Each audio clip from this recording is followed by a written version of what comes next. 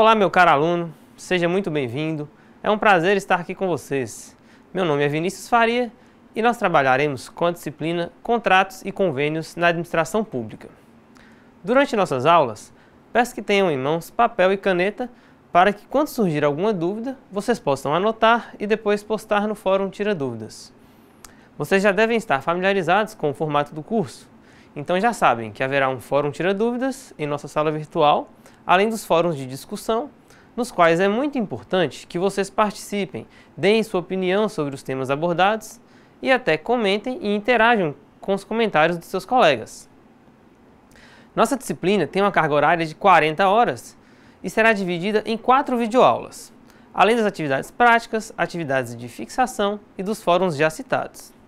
E para que tenhamos um bom resultado, será necessária a dedicação de vocês nos estudos, atividades da sala virtual e também é muito importante que vocês leiam toda a apostila. Muita coisa nós já teremos discutido em sala de aula, mas alguma coisa poderá ficar de fora. Além do mais, esse estudo vai servir como uma revisão para vocês, então não deixem de fazer. Então vamos começar? Normalmente, os contratos na administração pública são decorrentes das licitações que vocês estão estudando em outra disciplina, então eu não vou me ater a ela. Mas basicamente, uma licitação é um procedimento pelo qual a administração pública escolhe uma empresa a ser contratada para o fornecimento de bens ou serviços, atendendo a alguns princípios como isonomia, publicidade, etc.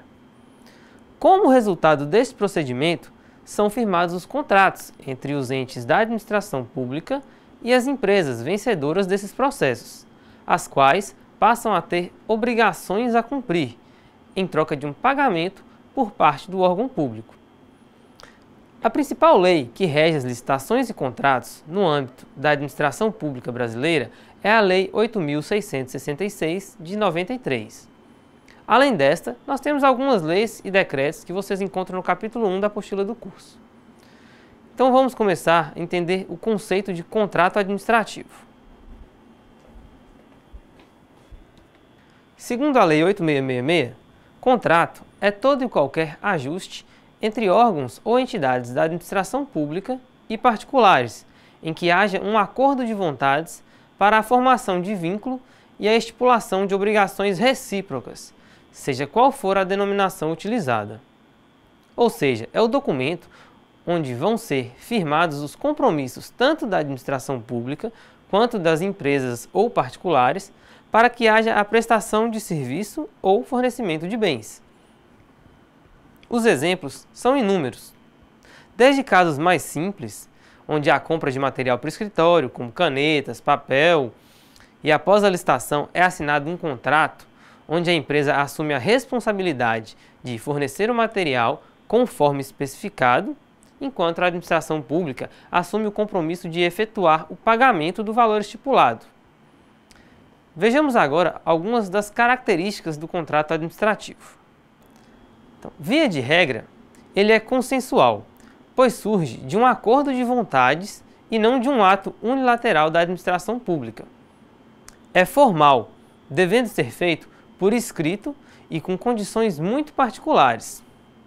Ele é também oneroso, porque é remunerado na forma estabelecida. É comutativo, porque prevê compensações mútuas e equivalentes para as partes. E é intuito persona, porque, salvo exceções previstas em edital, o objeto deve ser executado pelo próprio contratado. E o que o diferencia dos contratos privados é a participação da administração pública com supremacia de poder que lhe dá o direito de impor as chamadas cláusulas exorbitantes, que nós vamos explicar adiante.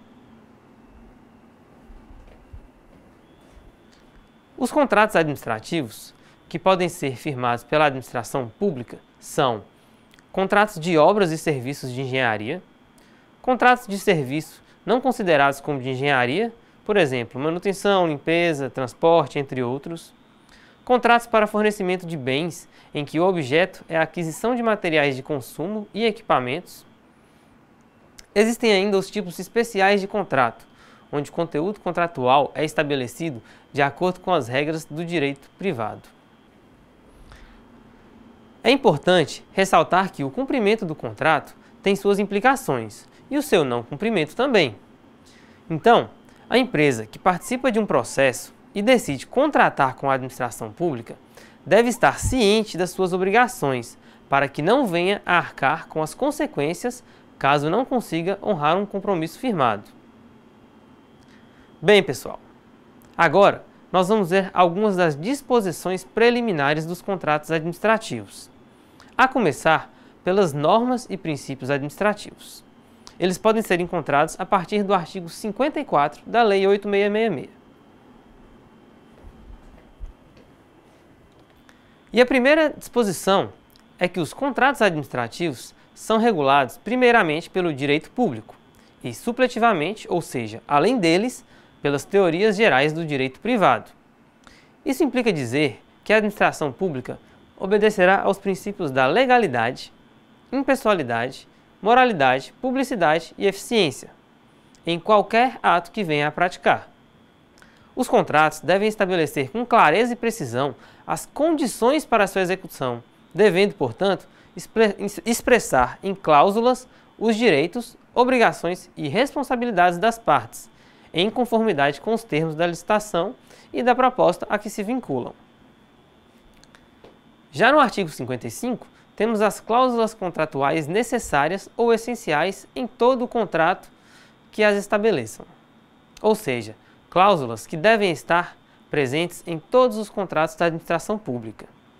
Entre elas, podemos destacar o objeto e seus elementos característicos, o regime de execução, o preço e as condições de pagamento, os prazos de início de etapa da execução, da conclusão, da entrega, conforme o caso, os direitos e as responsabilidades das partes, as penalidades cabíveis e os valores das multas, os casos de rescisão, a legislação aplicável, entre outros. Essas regras são exemplificativas e pode haver novas cláusulas que venham a se tornar essenciais. O importante é que a minuta do contrato deve constar no edital. A ausência dessas cláusulas pode levar à nulidade do contrato administrativo, pois a omissão de uma delas pode comprometer a execução do contrato.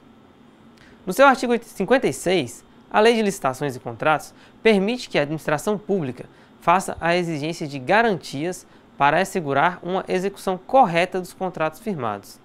Trata-se de uma medida preventiva para evitar prejuízos. Vejamos essas garantias. Primeiro, o calção em dinheiro ou título da dívida pública. Segundo, o seguro-garantia, que é uma garantia oferecida por uma companhia seguradora para garantir a plena execução do contrato. E terceiro, a fiança bancária, que é oferecida por um banco que se responsabiliza perante a administração pela execução do contrato. As garantias são alternativas, ou seja, basta que exista uma delas e seu valor não excederá a 5% do valor do contrato, salvo exceções para que obras e serviços de grande vulto e complexidade que podem chegar a 10%. Como o nome já diz, né, pessoal? Isso funciona mesmo como uma garantia, ou seja, após o cumprimento do contrato, a garantia é liberada ou restituída, se for valor financeiro com correção monetária. Outra disposição preliminar que a Lei 866 impõe sobre os contratos é relativa ao seu prazo de duração e prorrogação, que, segundo a lei, a vigência dos contratos deve acompanhar a vigência dos créditos orçamentários. Então, os contratos devem ser celebrados com validade até 31 de dezembro do respectivo ano, de modo que o recurso orçamentário esteja previsto e disponível para pagamento. Porém, a própria lei nos traz algumas exceções. Vejamos quais são. Então, como foi dito, a duração normal coincide com o exercício financeiro. As exceções são aos projetos cujos produtos estejam contemplados nas metas estabelecidas no PPA ou Plano Plurianual, os quais poderão ser prorrogados se houver interesse da administração e desde que isso tenha sido previsto no ato convocatório. PPA, pessoal, é um plano de governo que é elaborado no início da gestão e deve ser programado para os 4 anos de governo. Ele contém todas as despesas previstas, inclusive as que podem extrapolar o exercício financeiro ou um ano. Como exemplo, podemos citar a transposição do Rio São Francisco, a construção de um porto, etc., que são obras que não se concluem em um ano financeiro. Elas certamente vão extrapolar o exercício que tiveram início. Outro ponto que a lei permite que se extrapole o exercício financeiro é na prestação de serviços a serem executados de forma contínua. E o que são esses serviços de natureza contínua? São serviços que poderão ter a sua duração prorrogada por iguais e sucessivos períodos, limitados a 60 meses, de maneira que a administração consiga preços e condições mais vantajosas para contratá-los. Como, por exemplo, podemos citar um contrato de telefonia, que é um serviço essencial e contínuo em qualquer órgão público. Portanto, é possível que o contrato de telefonia seja prorrogado por até 5 períodos de 12 meses, totalizando 60 meses de contrato, sem a necessidade de realizar uma nova licitação a cada ano. E uma última exceção é referente ao aluguel de equipamentos e utilização de programas de informática, podendo a duração desses contratos se estender por até 48 meses após o início da vigência, lembrando também que a lei veda contratos com prazo de vigência indeterminados. Beleza, pessoal? Nós vimos que os contratos podem ter uma duração maior do que um exercício, dependendo de certas condições. Mas como isso se dá?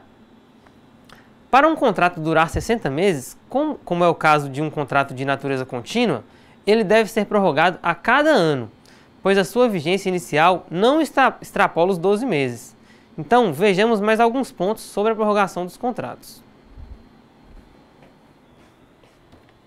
A própria Lei 8666 prevê que os contratos podem ter os prazos de início de etapas de execução, de conclusão e de entrega prorrogados, desde que sejam mantidas as demais cláusulas do contrato e assegurada a manutenção do seu equilíbrio econômico-financeiro.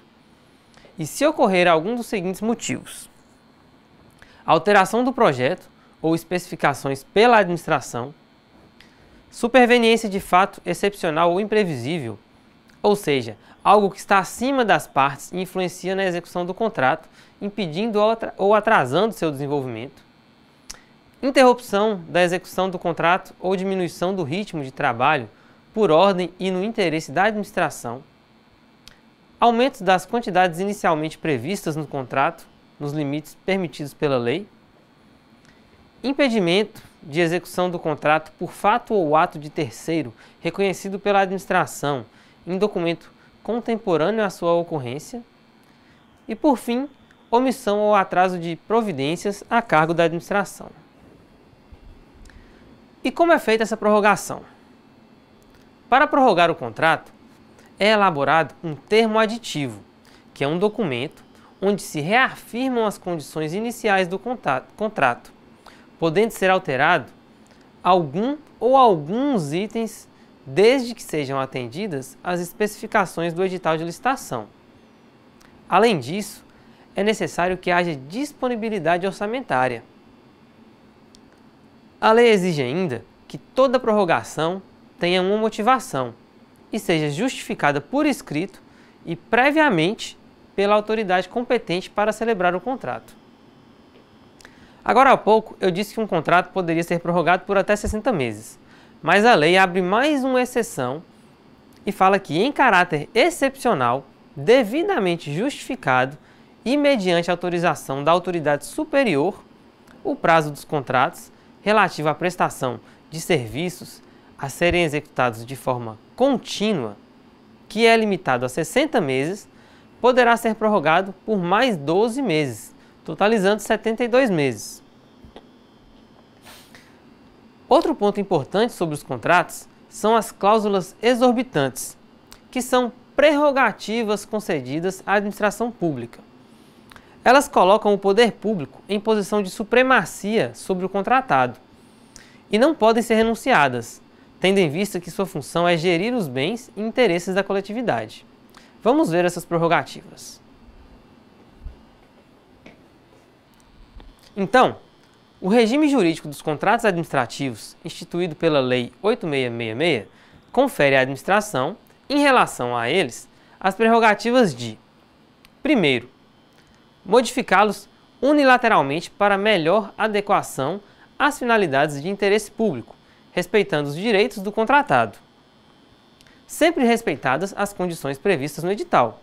Neste ou em qualquer outro caso de alteração, as cláusulas econômicas, financeiras e monetárias dos contratos não poderão ser alteradas sem prévia concordância do contratado e deverão ser revistas para que se mantenha o equilíbrio contratual. Segundo, rescindi-los unilateralmente nos casos específicos. São 3 os casos: quando não são cumpridas as cláusulas contratuais, especificações, projetos ou prazos; quando existem razões de interesse público de alta relevância e amplo conhecimento que são justificadas e determinadas por autoridade competente; e, por fim, quando existe a ocorrência de caso fortuito ou força maior, regularmente comprovada, que impeça a execução do contrato. De volta às prerrogativas, a administração tem ainda a prerrogativa de fiscalizar a execução dos contratos. Normalmente, são designados fiscais para todos os contratos firmados com a administração pública. Esses fiscais serão responsáveis por acompanhar o andamento do contrato, verificar se a contratada está cumprindo todas as suas obrigações, conferir as notas fiscais e atestá-las para dizer se o serviço foi prestado e pode ser pago. Além disso, a administração pode aplicar sanções motivadas pela inexecução total ou parcial do contrato, como advertências, multas, suspensão temporária e declaração de inidoneidade. E nos casos de serviços essenciais, ocupar provisoriamente bens móveis, imóveis, pessoal e serviços vinculados ao objeto do contrato. Além dessas prerrogativas, enunciadas no artigo 58, existem algumas outras diluídas no seu texto, como a possibilidade de exigir garantias, de retomar o objeto contratual e dar continuidade à execução da obra ou serviço, de reter créditos, de decretar a execução do contrato não cumprido, que é quando a administração fica um período superior a 90 dias sem pagar o contrato por um serviço já cumprido ou bem já fornecido, exceto os casos de calamidade pública, grave perturbação da ordem interna ou guerra. O contratado tem o direito de optar pela suspensão do cumprimento de suas obrigações até que seja normalizada a situação. E fechando as disposições preliminares dos contratos, existe ainda a prerrogativa da administração pública declarar a nulidade do contrato. Mas o que significa isso? Qual ou quais as consequências de declarar um contrato como nulo? Na prática, significa dizer que o contrato não tem mais validade, não será mais utilizado. A Lei 8666 impõe que a declaração de nulidade tenha efeitos retroativos e impede os efeitos jurídicos que poderiam vir a existir decorrentes do contrato nulo. Porém, a nulidade não tira da administração o dever de indenizar o contratado pelo que este houver executado até a data em que ela for declarada e por outros prejuízos regularmente comprovados, desde que a responsabilidade não seja imputável ao contratado. Em determinados casos, o poder público pode ser obrigado a indenizar o particular por perdas e danos, desde que devidamente comprovados. Bem, pessoal, vistas todas essas disposições preliminares que influenciam na elaboração de um contrato, agora veremos alguns dos pontos importantes para a sua formalização. Formalização é o que dá forma ao contrato, como ele passa a ter valor de verdade para a administração pública e para as empresas contratadas.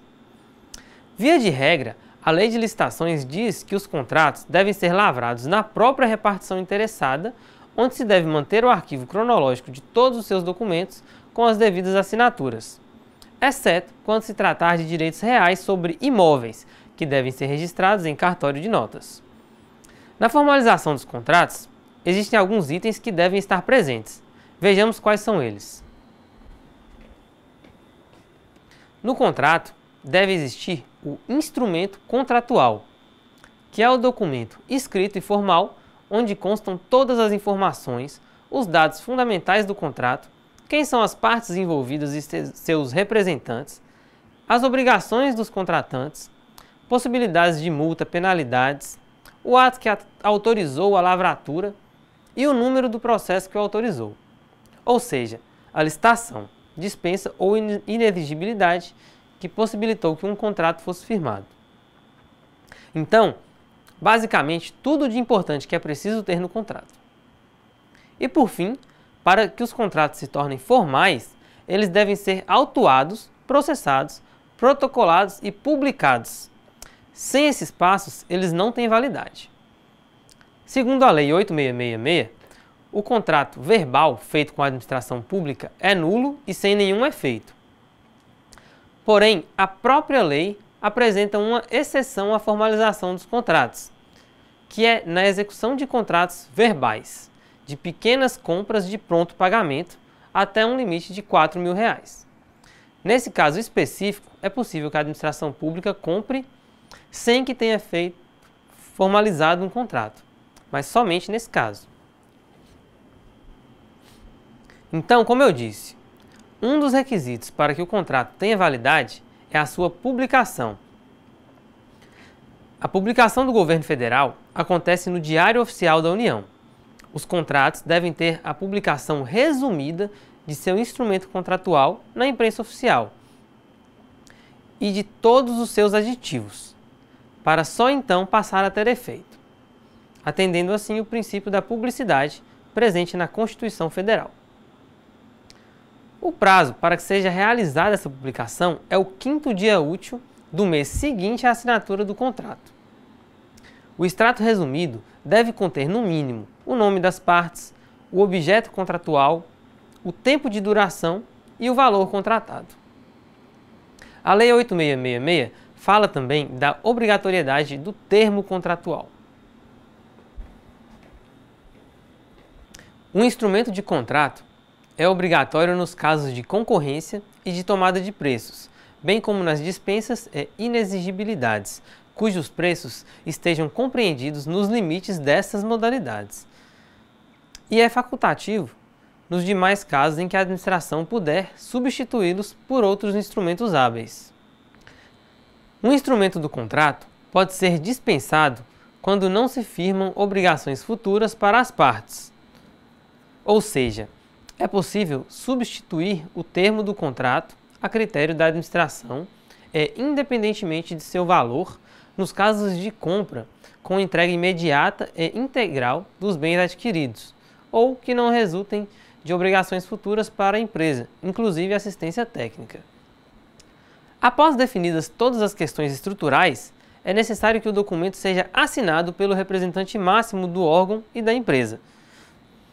O licitante é convocado pela administração para a assinatura do contrato, cujo prazo deve estar previsto no edital, sendo permitida uma prorrogação por igual período em casos justificados por escrito.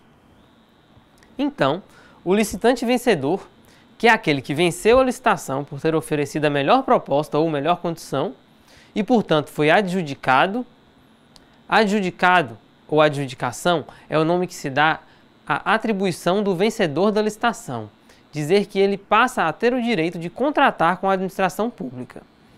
Então, caso o licitante vencedor se recuse a assinar o contrato por qualquer motivo ou se recuse a retirar um instrumento equivalente no prazo estabelecido, a administração tem o direito de convocar os licitantes remanescentes na ordem de classificação para proceder com a contratação, desde que mantidas as mesmas condições propostas ao primeiro classificado. Ou ainda pode revogar a licitação. Lembrando que a empresa que deixar de assinar o contrato ou equivalente sem justificativa, dentro do prazo estabelecido, está sujeita às penalidades legalmente estabelecidas. Se em 60 dias da entrega da proposta a administração não convocar os licitantes para assinar o contrato, eles ficam liberados de seu compromisso, não precisam mais manter a proposta inicial e não se sujeitam mais a penalidades. Então é isso, pessoal. Chegamos ao fim da nossa primeira aula. Eu espero que vocês tenham gostado. Não deixem de estudar a apostila, realizar as atividades propostas e, em caso de dúvidas, nos procurem. Eu e os tutores estamos à disposição para lhes atender. Boa semana a todos, bons estudos e até a próxima!